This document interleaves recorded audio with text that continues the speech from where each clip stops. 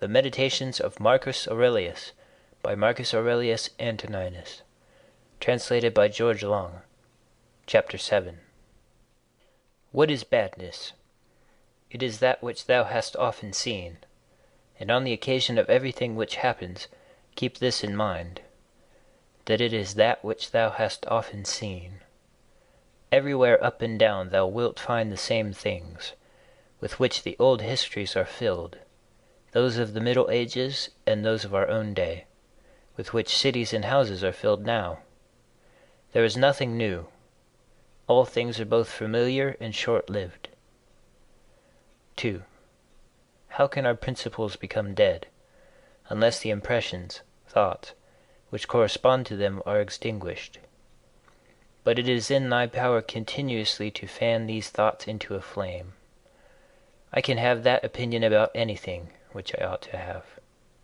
If I can, why am I disturbed? The things which are external to my mind have no relation at all to my mind. Let this be the state of thy effects, and thou standest erect. To recover thy life is in thy power.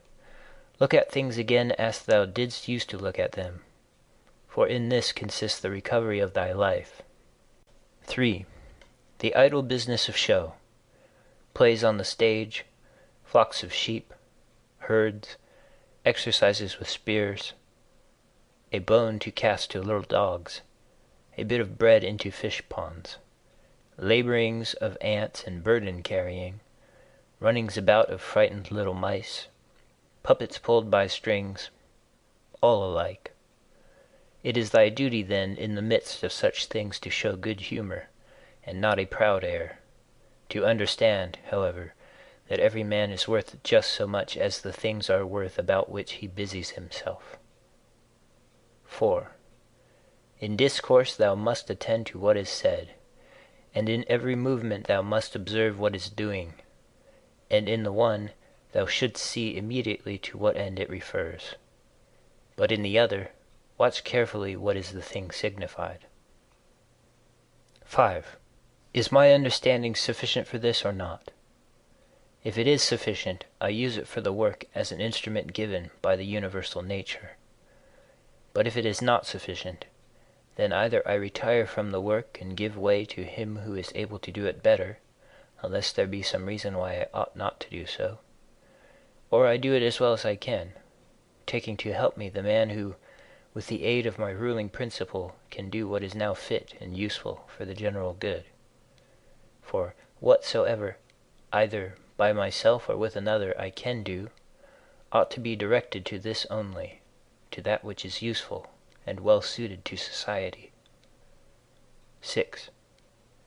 How many after being celebrated by fame have been given up to oblivion, and how many who have celebrated the fame of others have long been dead. 7.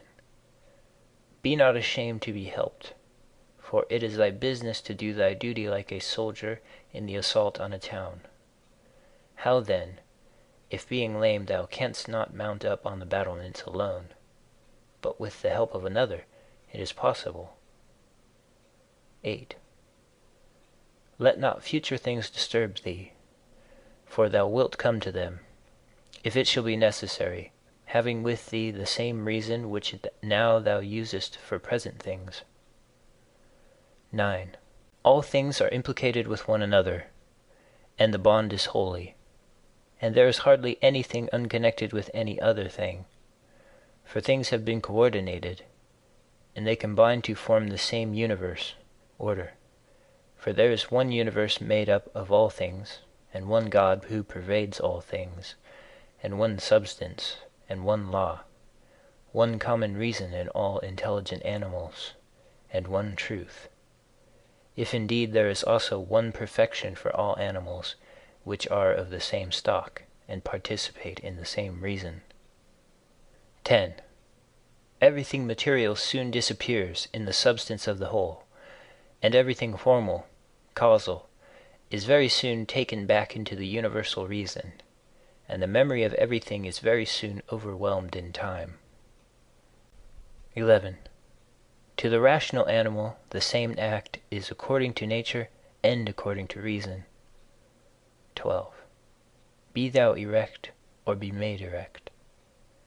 13. Just as it is with the members in those bodies which are united in one, so it is with rational beings which exist separate, for they have been constituted for one cooperation, and the perception of this will be more apparent to thee, if thou often sayest to thyself, that I am a member of the system of rational beings. But if thou sayest that thou art a part, thou dost not yet love men from thy heart. Beneficence does not yet delight thee for its own sake. Thou still doest it barely as a thing of propriety, and not yet as doing good to thyself. 14. Let there fall externally what will on the parts which can feel the effects of this fall. For those parts which have felt will complain, if they choose.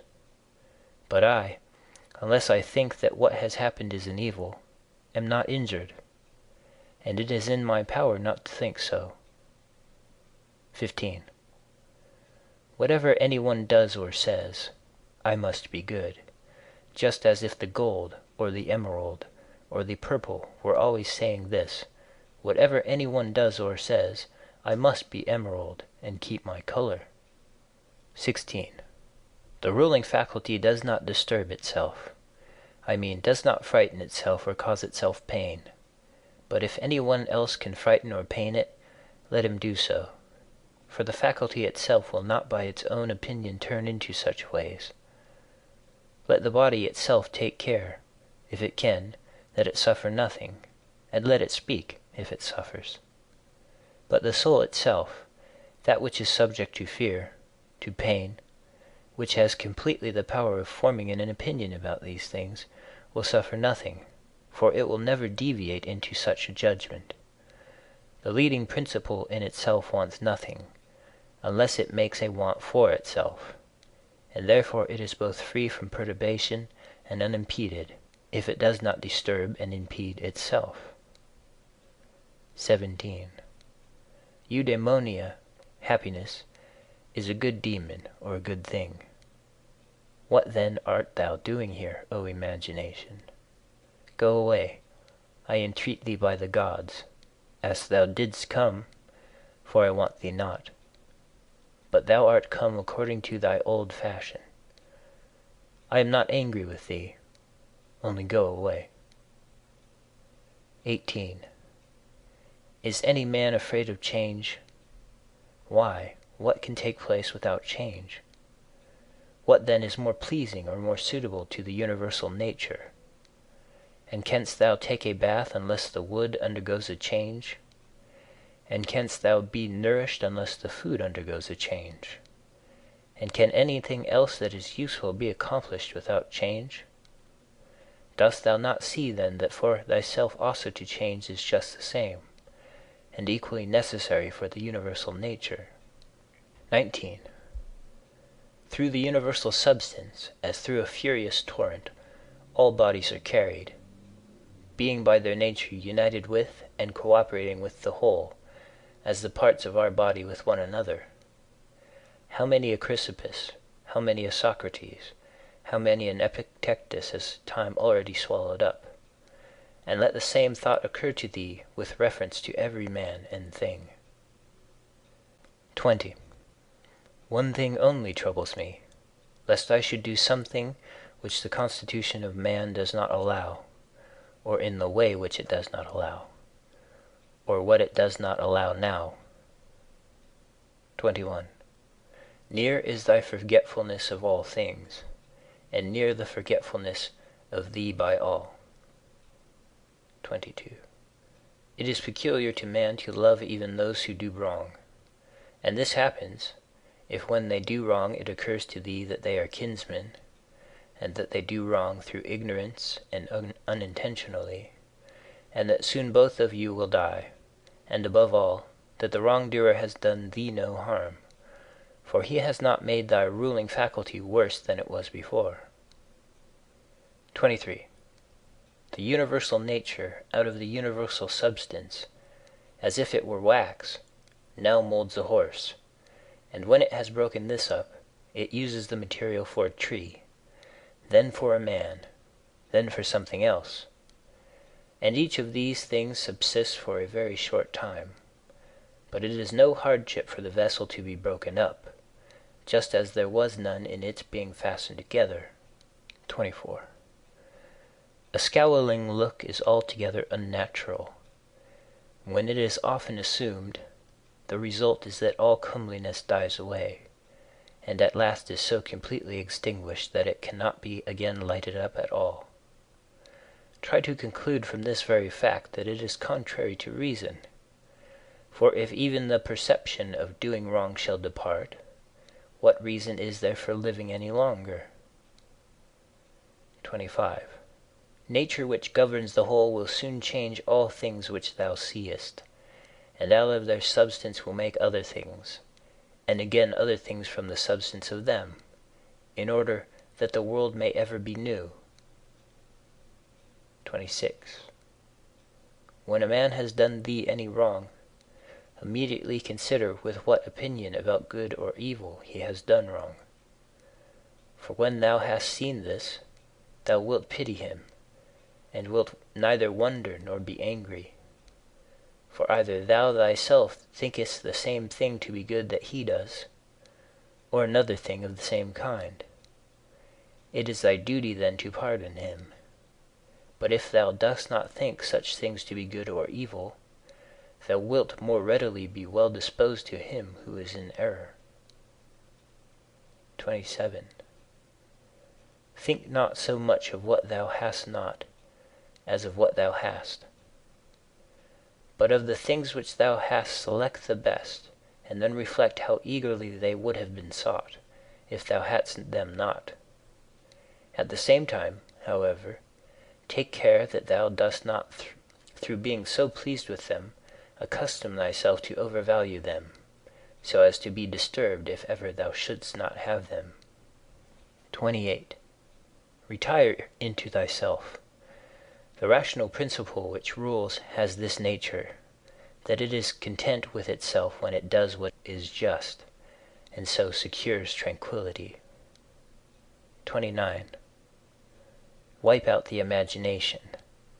Stop the pulling of the strings. Confine thyself to the present. Understand well what happens either to thee or to another. Divide and distribute every object into the causal, formal, and the material. Think of thy last hour. Let the wrong which is done by a man stay there where the wrong was done. 30. Direct thy attention to what is said. Let thy understanding enter into the things that are doing, and the things which do them. 31. Adorn thyself with simplicity and modesty, and with indifference toward the things which lie between virtue and vice. Love mankind. Follow God. The poet says that law rules all, and it is enough to remember that law rules all. 32. About death. Whether it is a dispersion, or a resolution into atoms, or annihilation, it is either extinction or change. 33. About pain. The pain which is intolerable carries us off, but that which lasts a long time is tolerable, and the mind maintains its own tranquility by retiring into itself, and the ruling faculty is not made worse. But the parts which are harmed by pain, let them, if they can, give their opinion about it. 34. About fame. Look at the minds of those who seek fame. Observe what they are, and what kind of things they avoid, and what kind of things they pursue. And consider that as the heaps of sand, piled on one another, hide the former sands, so in life the events which go before are soon covered by those which come after. 35. From Plato. The man who has an elevated mind and takes a view of all time and of all substance, dost thou suppose it possible for him to think that human life is anything great? It is not possible, he said. Such a man, then, will think that death also is no evil. Certainly not. 36. From Antisthenes. It is royal to do good and to be abused. 37. It is a base thing for the countenance to be obedient and to regulate and compose itself as the mind commands, and for the mind not to be regulated and composed by itself. 38. It is not right to vex ourselves at things, for they care not about it. 39. To the immortal gods and us give joy. 40. Life must be reaped like the ripe ears of corn. One man is born, another dies. 41. If gods care not for me and for my children, there is a reason for it. 42. For the good is with me, and the just. 43. No joining others in their wailing, no violent emotion. 44. From Plato. But I would make this man a sufficient answer, which is this: Thou sayest not well, if thou thinkest that a man who is good for anything at all ought to compute the hazard of life or death, and should not rather look to this only in all that he does, whether he is doing what is just or unjust, and the works of a good or a bad man.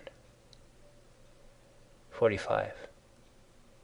For thus it is, men of Athens, in truth, wherever a man has placed himself thinking it the best place for him, or has been placed by a commander, there, in my opinion, he ought to stay, and to abide the hazard, taking nothing into the reckoning, either death or anything else, before the baseness of deserting his post.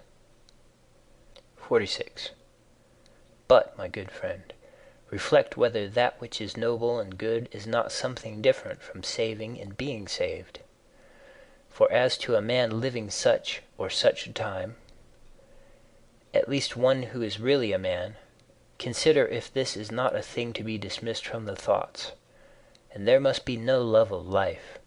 But as to these matters, a man must entrust them to the deity, and believe what the women say, that no man can escape his destiny, the next inquiry being how he may best live the time that he has to live. 47. Look round at the courses of the stars, as if thou wert going along with them, and constantly consider the changes of the elements into one another, for such thoughts purge away the filth of the terrene life. 48. This is a fine saying of Plato, that he who is discoursing about men should look also at earthly things as if he viewed them from some higher place, should look at them in their assemblies, armies, agricultural labors, marriages, treaties, births, deaths, noise of the courts of justice, desert places, various nations of barbarians, feasts, lamentations, markets, a mixture of all things, and an orderly combination of contraries. 49. Consider the past, such great changes of political supremacies. Thou mayest foresee also the things which will be, for they will certainly be of like form, and it is not possible that they should deviate from the order of the things which take place now. Accordingly, to have contemplated human life for 40 years is the same as to have contemplated it for 10,000 years.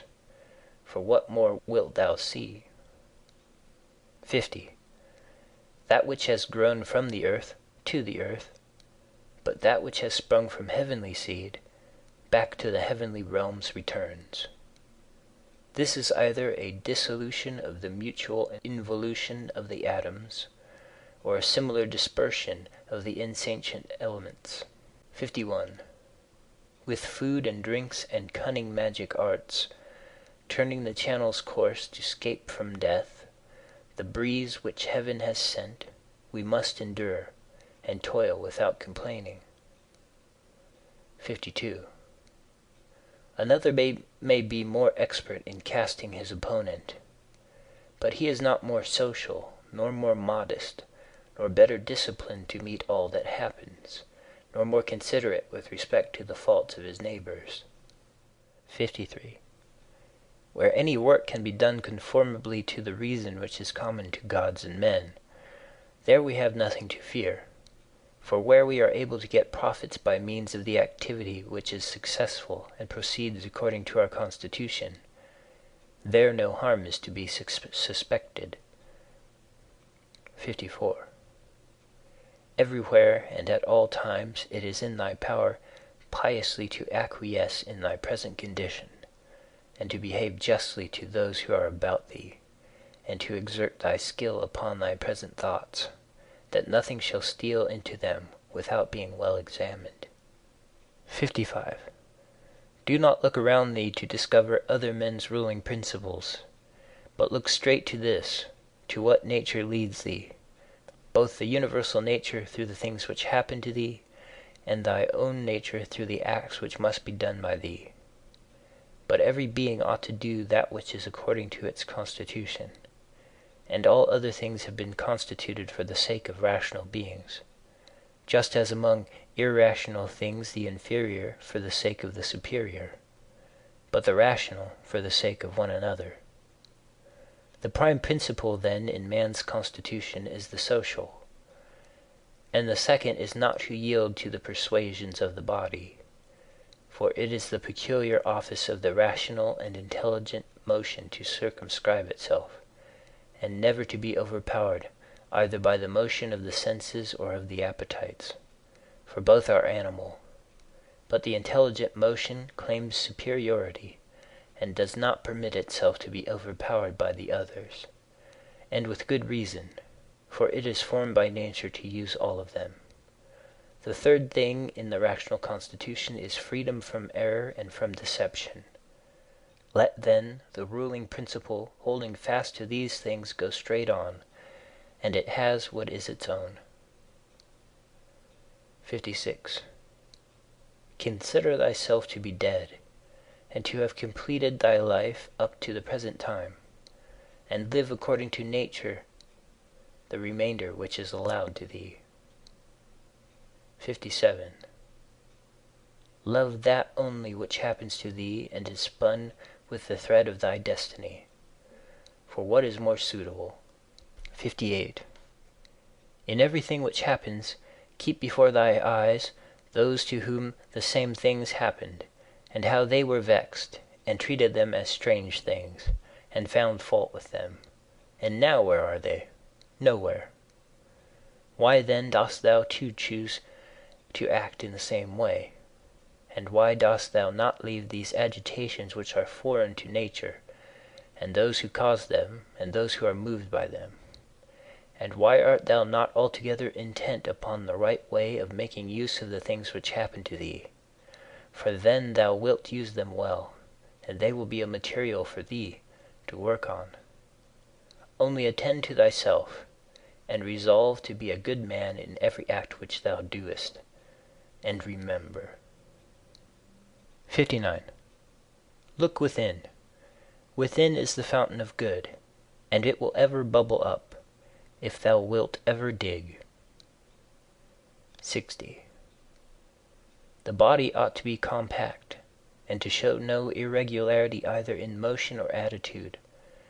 For what the mind shows in the face by maintaining in it the expression of intelligence and propriety, that ought to be required also in the whole body. But all these things should be observed without affectation.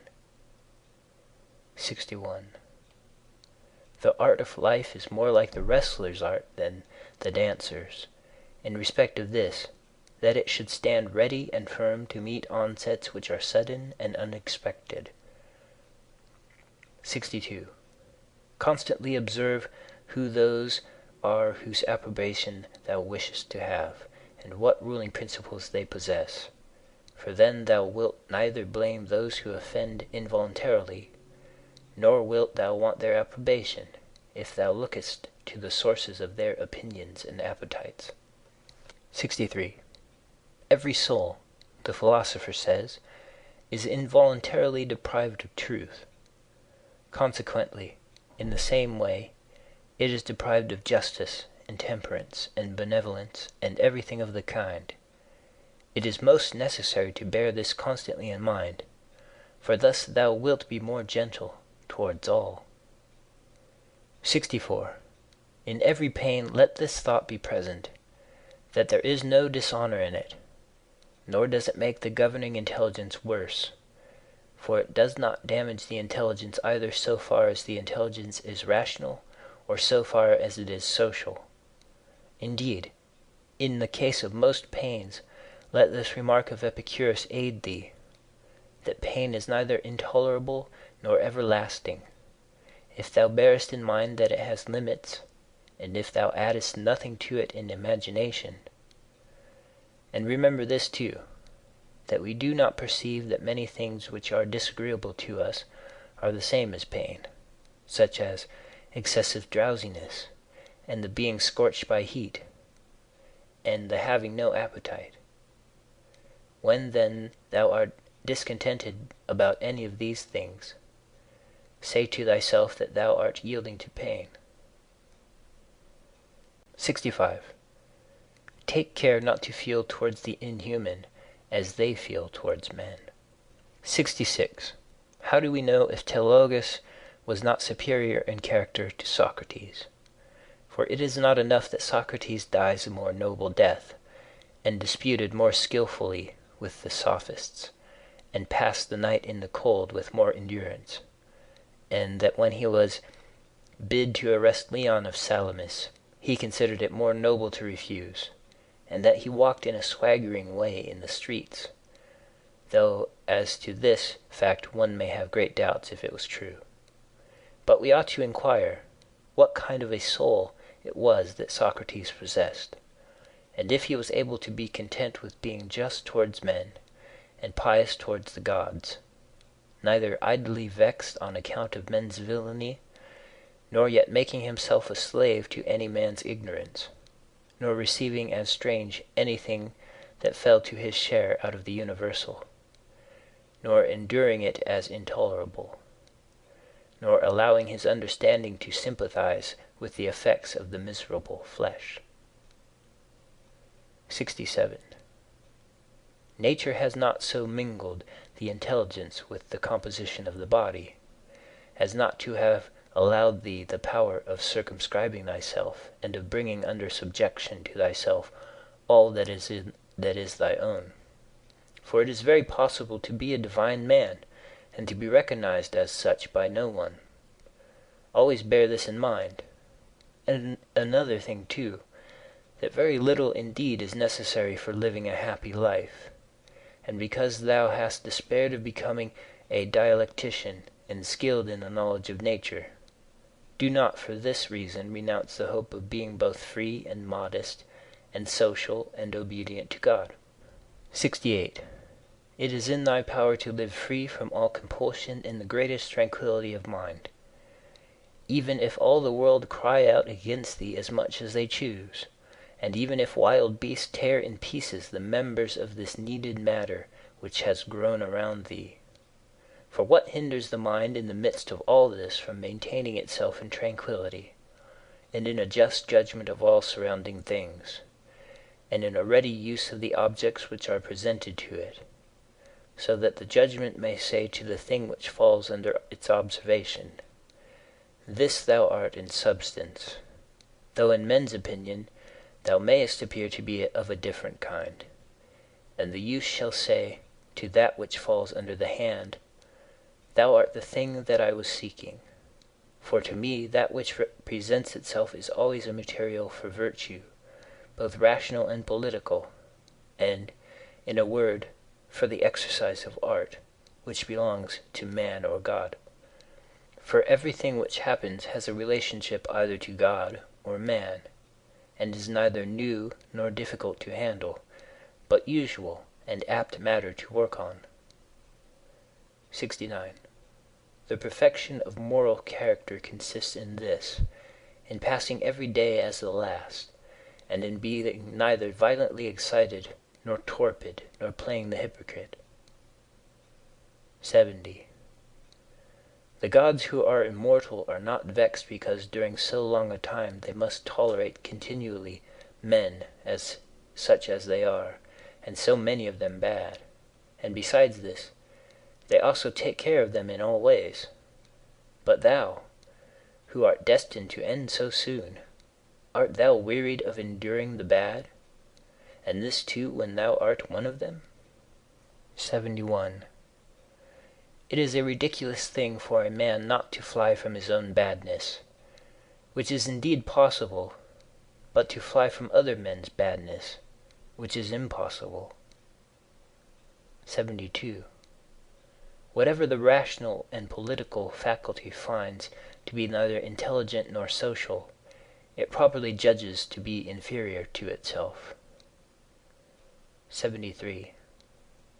When thou hast done a good act, and another hast received it, why dost thou still look for a third thing besides these, as fools do, either to have the reputation of having done a good act, or to obtain a return? 74. No man is tired of receiving what is useful, but it is useful to act according to nature. Do not then be tired of receiving what is useful by doing it to others. 75. The nature of the all moved to make the universe. But now either everything that takes place comes by way of consequence or continuity, or even the chief things towards which the ruling power of the universe directs its own movement are governed by no rational principle. If this is remembered, it will make thee more tranquil in many things. Note 1. The end of this section is unintelligible. End of chapter 7.